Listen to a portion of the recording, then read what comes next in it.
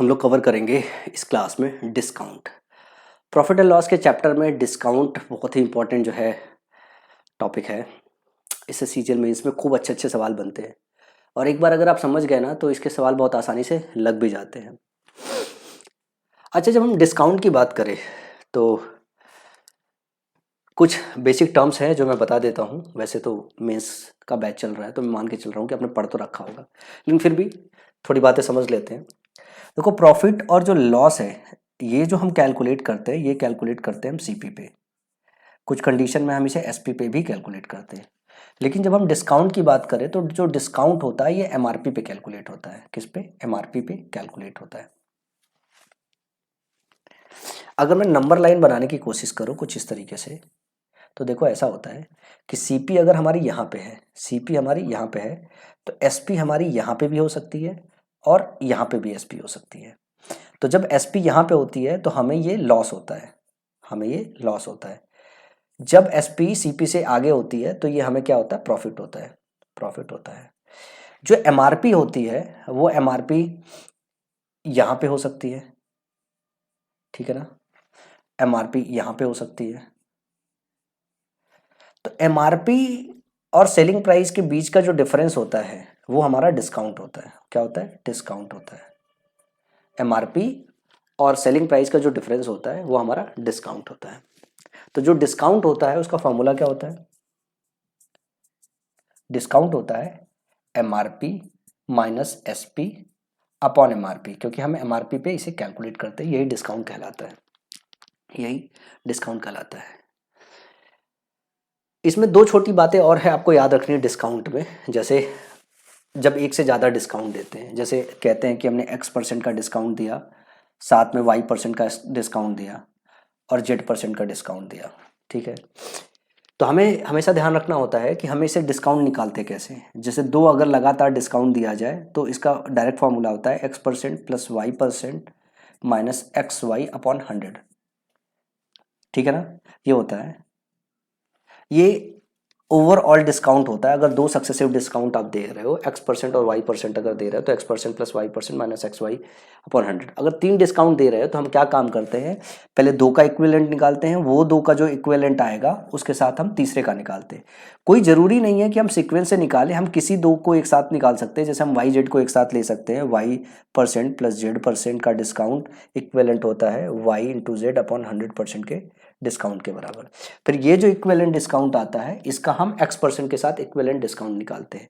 एक ये तरीका होता है जो हम कैलकुलेट करते हैं। दूसरा तरीका ये होता है कि हम रेशियो की तरह खेलना चालू करते हैं। और ये सारी चीज़ें मैं अब आपको क्वेश्चन से सिखाऊंगा, क्योंकि मैं मान के चल रहा हूँ कि आपने पढ़ तो रखा होगा बेसिक बैच, किसी ना किसी शिक्षक से पढ़ रखा होगा। जो है ये मेरा पहला मेंस का बैच है तो मैं मान के चल रहा हूँ कि बेसिक बैच आपने किसी ना किसी शिक्षक से पढ़ रखा होगा।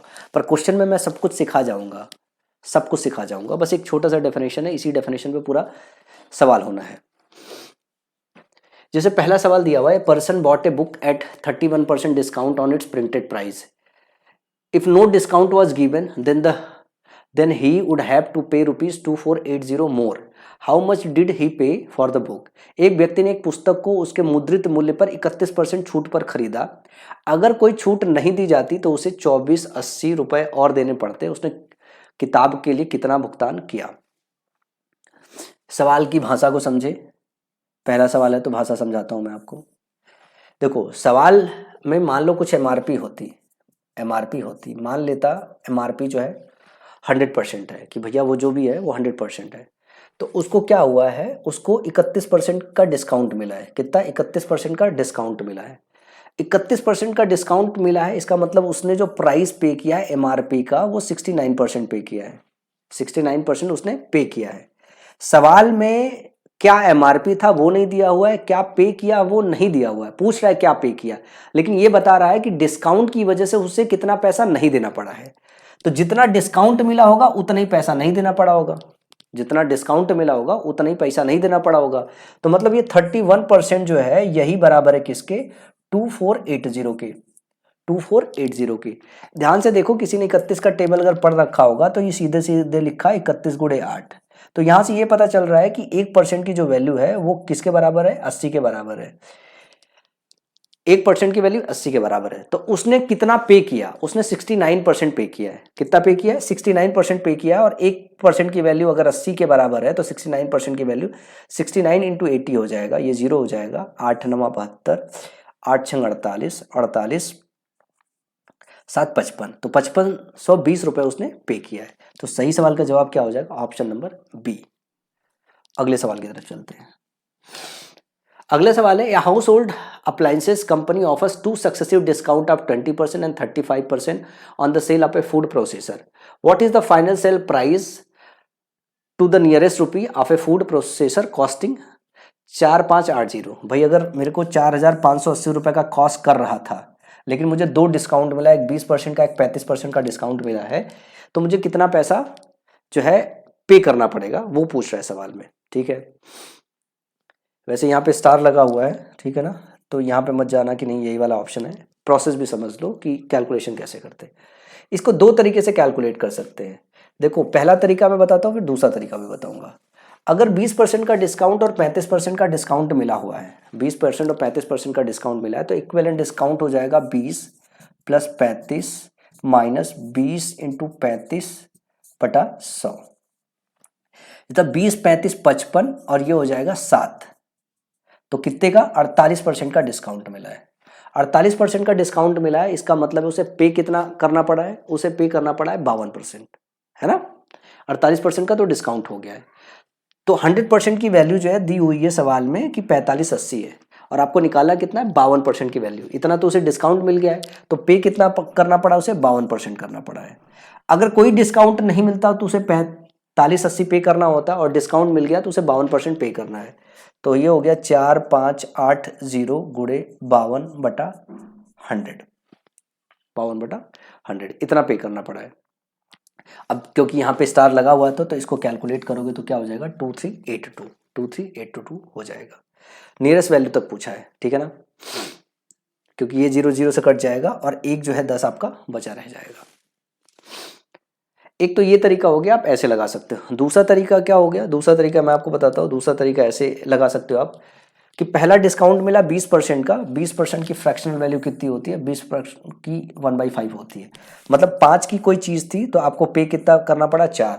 और 35% की वैल्यू होती है 7/20। मतलब 20 की अगर कोई चीज़ थी, 20 की कोई चीज़ थी अगर, तो आपको कितना पे करना पड़ा? 7 पे करना पड़ा, सॉरी 7 माइनस करना पड़ा, 13 पे करना पड़ा। तो कुल मिला जुला के अगर कोई 100 की चीज़ थी, 5 और 20 100 की चीज़ थी, तो 13 चौका 52 पे करना पड़ा है। तो 100 की वैल्यू हमको दी हुई है 4580, 52 की वैल्यू निकालनी है, यही निकाली है अपन ने। तो एक तो ये तरीका है करने का, दूसरा ये तरीका है। अब इस तरीके से एक बार करना आप सीख लिए, तो ये जो मैंने लिखा हुआ है कि आपको लिखने की जरूरत है, आप यही से लिख सकते हैं ना, 20 35 55 55 35 गुणे 20 बटा 100 करोगे तो 7 आ जाएगा। तो 55 माइनस 7, 48% का डिस्काउंट मिला, मतलब 52% उसे पे करना पड़ा है। तो इसमें डायरेक्टली 52 का गुणा करना है आपको। 52 का गुणा करके जो वैल्यू आएगी 2382 आ जाएगी नियरेस्ट वैल्यू तक। चलिए आगे चलिए। डिस्काउंट बहुत आसान टॉपिक है, बहुत ही ज़्यादा आसान टॉपिक है डिस्काउंट।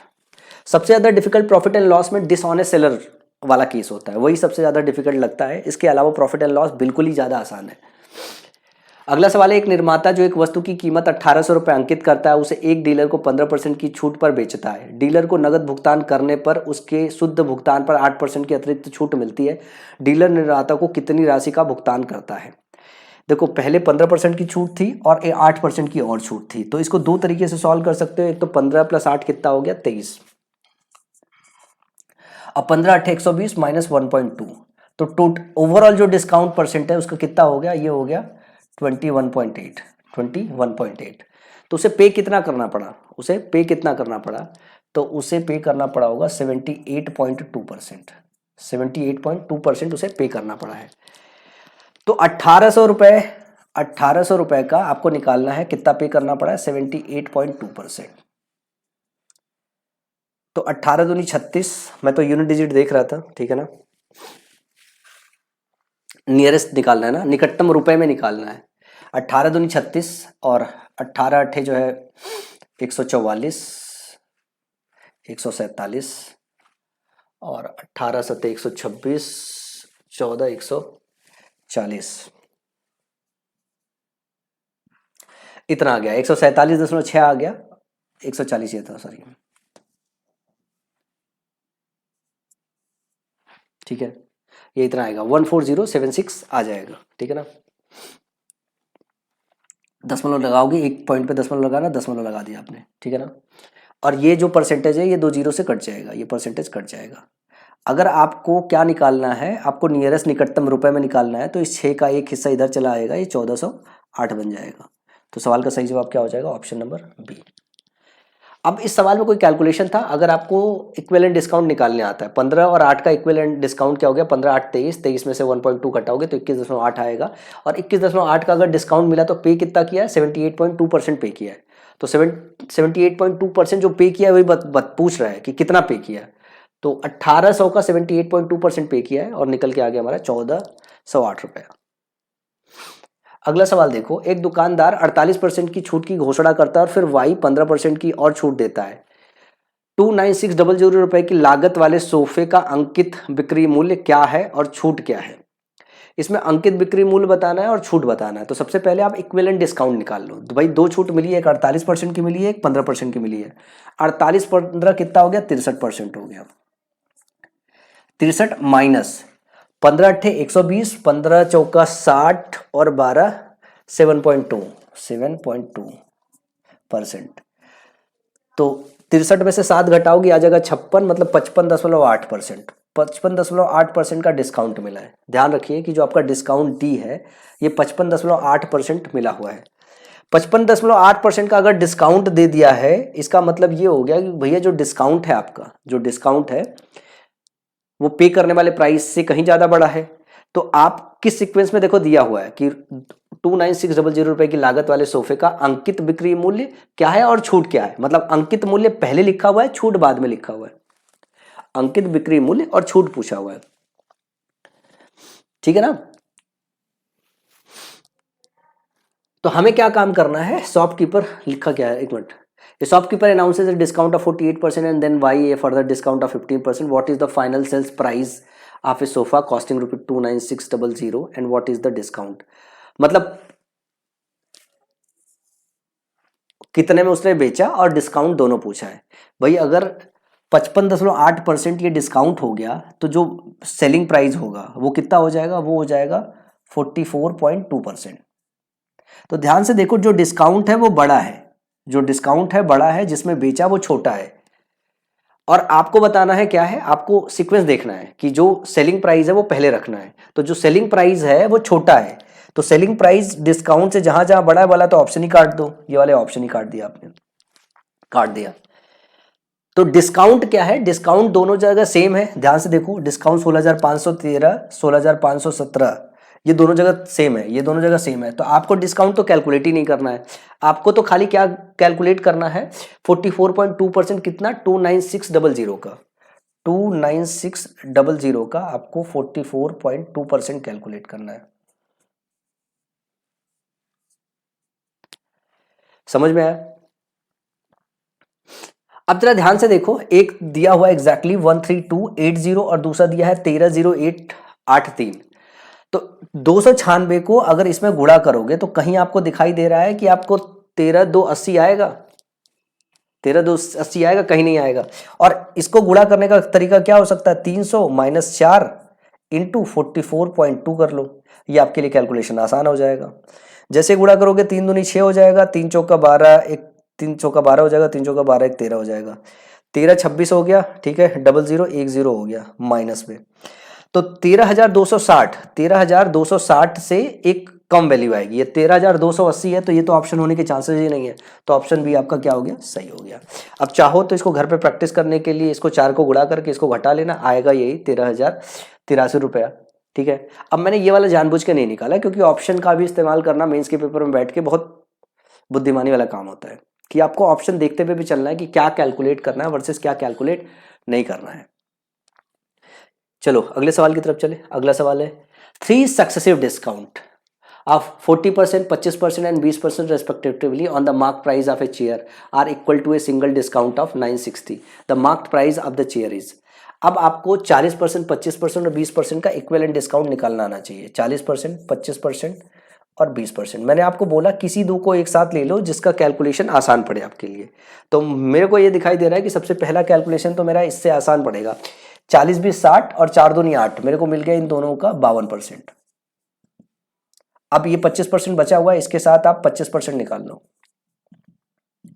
तो 52 25 क्या हो गया? 77%। 77% माइनस 25 दूनी 50 और 25 पंचे 125 130,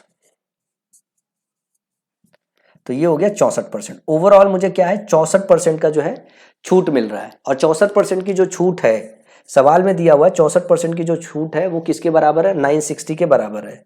960 के बराबर है।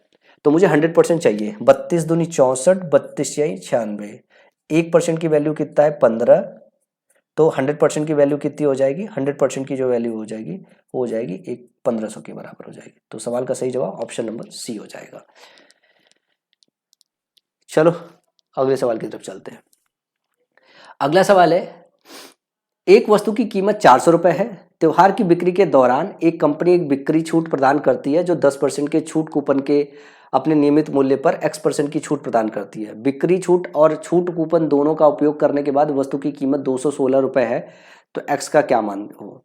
देखो भैया, सवाल सीधा सीधा मोटा मोटा ये समझो, 400 की चीज़ है, 2 बार छूट दिया और 216 रुपये की बिकी है। एक बार छूट दिया जो 10% है, दूसरी बार जो छूट दिया वो x% है, और ये बिची है 216 रुपये। तो x% बताना कि x% दूसरी जो छूट है वो क्या है।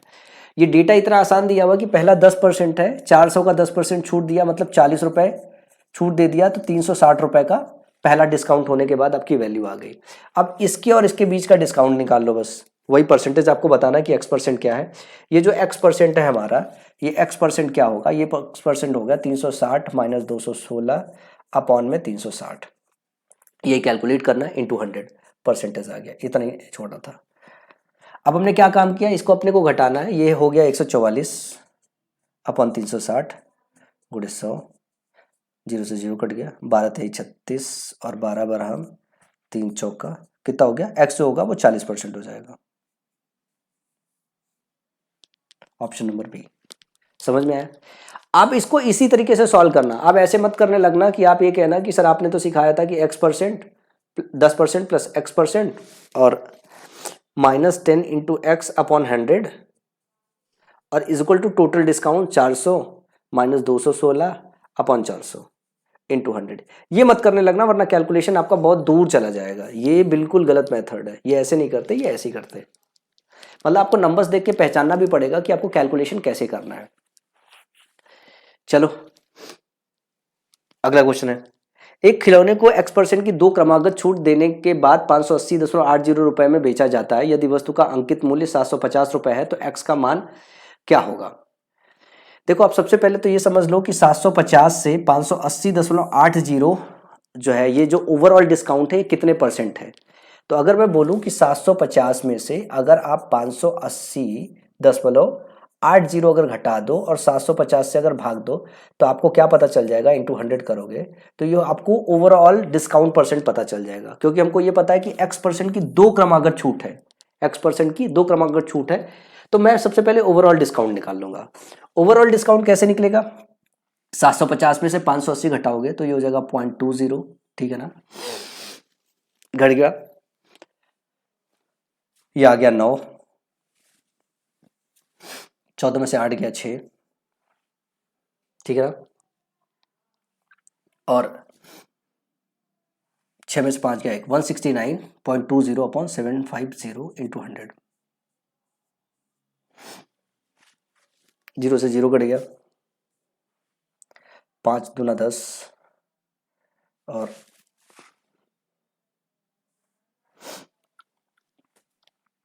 15 25 75 15 हो गया, ठीक है ना? देखो 3 से कट रहा है, 6 1 7 2 9, 9 3 से कट रहा है, काट देंगे अपन।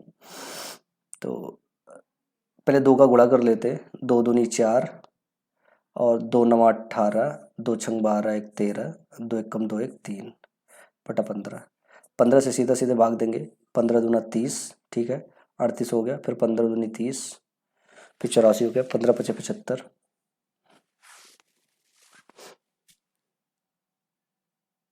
फिर 9 बचा, 15 छक्का 90। 22.56% ओवरऑल डिस्काउंट है। 22.56% ओवरऑल डिस्काउंट है। अब 22.56 ओवरऑल डिस्काउंट है तो आपको ये देखना है कि भाई 9 दूनी 18, ये वाला ऑप्शन हो ही नहीं सकता क्योंकि 18 माइनस फिर से 1.8 करोगे, ठीक है ना, तो ये ऑप्शन होगा नहीं, ठीक है ना, 0.81 करोगे। तो यहाँ पे आपको देखना है, अगर मैं ये वाला ऑप्शन लूँ 12 के दो इक्विवेलेंट डिस्काउंट अगर चेक करूँ क्या वो 22.56% के बराबर है, तो मैं देखूंगा 12 + 12 24 माइनस 1.44, तो ये हो जाएगा 22.56%। तो 12% का इक्विवेलेंट डिस्काउंट जो होगा वो 22.56% के होता है। तो सवाल का सही जवाब क्या हो जाएगा, ऑप्शन नंबर बी। अब सवाल को अपन ने तोड़ा कैसे, अपन ने तोड़ा कि अपन ने तो ओवरऑल डिस्काउंट परसेंट निकाल लिया। ओवरऑल डिस्काउंट निकालने के बाद हमने क्या किया, ऑप्शन से चेक कर लिया कि इक्विवेलेंट डिस्काउंट किसका जो है इसके बराबर आएगा, तो 12 का इक्विवेलेंट डिस्काउंट इसके बराबर आएगा। चलो अगला सवाल देखते हैं।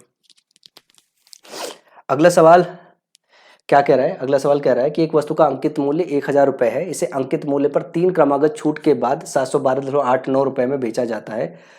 प्रत्येक 10% में से और एक और x% के 2 है, तो x का मान ज्ञात कीजिए। क्या कह रहा है कि एक 1000 की चीज है, इसको 3 डिस्काउंट दिए गए, 3 डिस्काउंट देने के बाद ये आया 712.89 रुपये में बेचा गया है। पहला जो डिस्काउंट था वो 10% था और बाकी जो डिस्काउंट है x% और x% है, ठीक है ना। तो मैं ये कहता हूँ कि अगर 10% अगर डिस्काउंट यहाँ से मिला था तो कितना 100 रुपये का छूट मिला होगा, कितने में बिका होगा 900। तो अब ये सेक्शन हटा दो, अब इसको देखना ही बंद कर दो, खत्म हो गया काम। अब 900 से यहां देखो, और यही सवाल अभी सॉल्व करके आ रहे हैं, तो 900 से अगर यहां पे देखोगे तो ये हो गया 0.11, दोनों का डिफरेंस निकालोगे, ठीक है ना। फिर 9 में से 2 गया 7 हो गया, ठीक है ना।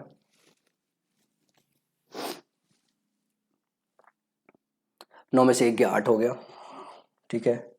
और फिर 8 में से जो है 7 घटा रहे हो तो 1 हो गया, 187.11 आ गया अपॉन 900 इंटू 100। ये परसेंटेज पता चल गया कि कितना डिस्काउंट मिला है दोनों मिला के इक्विवेलेंट डिस्काउंट कितना है। 9 से ज़रा भाग दो, 9 से भाग दिया, 9 दूनी 18, ठीक है ना। फिर 0 आया, 71 गया, 9 7 63, और ध्यान से देखोगे 9 9 81 हो जाएगा। तो 20.79% जो है ये इक्विवेलेंट डिस्काउंट है। 2 बार अगर x दे रहे हैं तो बस हमको चेक कर लेना है कि इसमें से कौन मैच करेगा। अगर मैं 11 को लेता हूं तो 11 + 11 ये हो गया 22 माइनस 11 11 हम 121, 1.21। तो जैसे घटाओगे तो ये क्या आ जाएगा आपका 20.79 आ जाएगा, 20.79 आ जाएगा। तो ऑप्शन ए सही हो जाएगा। समझ में आया, एक स्टेप थोड़ा सा और बढ़ाया गया था, लेकिन अगर आपको तोड़ना आता है तो बहुत आसानी से तोड़ लोगे। अगले क्वेश्चन की बात करें। अगला क्वेश्चन है, एक दुकानदार एक वस्तु को उसके क्रय मूल्य से 20% अधिक मूल्य पर अंकित करता है और 10% की छूट देता है, उसका लाभ प्रतिशत क्या है। ये बहुत ही ज़्यादा वाहियात क्वेश्चन, इससे ज़्यादा वाहियात क्वेश्चन नहीं हो सकता है।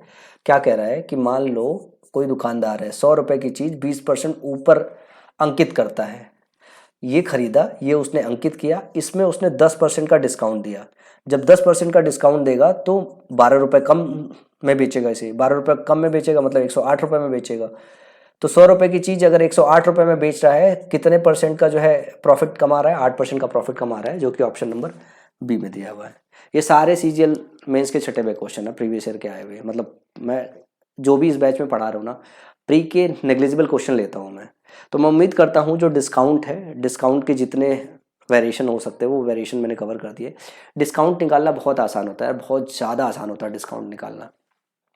इक्विवेलेंट डिस्काउंट निकालना बहुत आसान होता है, लेकिन आपको ये सब कैलकुलेशन तेज करने आना चाहिए। अगर आपने समय बिता दिया एग्ज़ाम हॉल में सोचने में, थिंक करने में कि किसको कैसे जाए, आपका रिफ्लेक्शन अगर सही समय पे नहीं हुआ तो एग्ज़ाम में थोड़ा समय बर्बाद हो जाते हैं। और 1-2 क्वेश्चन अगर आप मेंस के पेपर में बैठे बैठे अगर फंस गए ना तो पूरा दिन बर्बाद होता है, पूरा साल बर्बाद हो जाता है, कई सारे क्वेश्चन और भी ख़राब हो जाते हैं। यहाँ खूब जम के प्रैक्टिस करके जाओ। जो है मैं अपनी पूरी कोशिश कर रहा हूँ कि आपको सारे वो वेरिएशंस पढ़ा सकूँ जो वेरिएशंस आपके एग्ज़ाम में आते हैं। तो इस क्लास में इतना ही।